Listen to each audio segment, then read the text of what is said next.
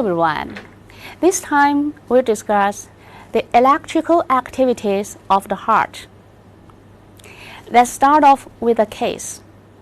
Mr. Lee, a 68-year-old man, presents to the emergency room with shortness of breath, lightheadedness, and chest pain, described as a heavy stone on his chest. He is diagnosed with myocardial infarction. His heart rate is 40 beats per minute. His ECG shows QRS complexes dissociated from the P waves, and he is scheduled for insertion of an artificial pacemaker. Questions: why Mr. Lee's heart rate is only 40 beats per minute, and why the QRS complexes are dissociated with the P waves on the ECG? We'll try to answer these questions by discussing the electrical activity of the heart. Here are the learning objectives for you. At the end of this session, students should be able to explain the action potentials in the SA node and the ventricles. Describe the spread of excitation along the conduction system of the heart. Predict the consequences caused by abnormal cardiac conduction. The function of the heart is to pump blood throughout the body.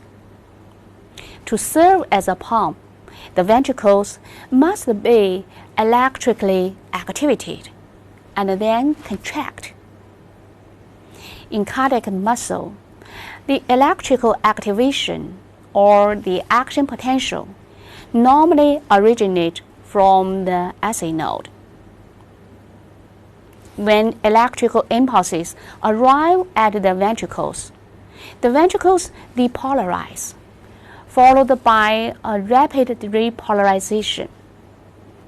After the initial spike, the membrane remains depolarized for about 0.2 to 0.3 seconds, appearing as a plateau representing a much longer action potential. What causes the long action potential and the plateau? In cardiac muscle, the action potential is caused by opening of both fast sodium channels and slow calcium channels. The slow calcium channels remain open for several tenths of a second. During this time, a large quantity of both calcium and sodium ions flows into the interior of the cardiac cells. This creates a prolonged period of depolarization, causing the plateau in the action potential. This calcium ions entry during the plateau of the action potential initiates the release of more calcium ions from intracellular stores for excitation-contraction coupling. This process is called calcium-induced calcium release, and we'll discuss it next time. When the slow calcium channels do close at the end of the plateau, the influx of calcium and sodium ions ceases, followed by a rapid repolarization, and the membrane returns to the resting level. Now, let's see the action potential in the SA node. Myocardial contraction normally originates from the SA node. The heart starts to beat spontaneously in a 4-week-old embryo, even before the development of nerve supply. This happens because the intrinsic capacity of the SA node. The cell membranes of the sinus cells are naturally leaky to sodium and calcium ions. Consequently, the resting potential of SE node is not stable. It depolarizes spontaneously. The auto depolarization of SE node is called rhythmicity or autorhythmicity, and the sinus cells are called rhythmic cells. When this spontaneous depolarization brings the potential to a threshold voltage of about minus 40 millivolts, the calcium channels become activated, causing the upstroke of the action potential in the sinus node. After rapid depolarization, repolarization starts because of the effluxes of potassium ions. Repolarization ceases when the membrane potential reaches approximately minus 65 millivolts.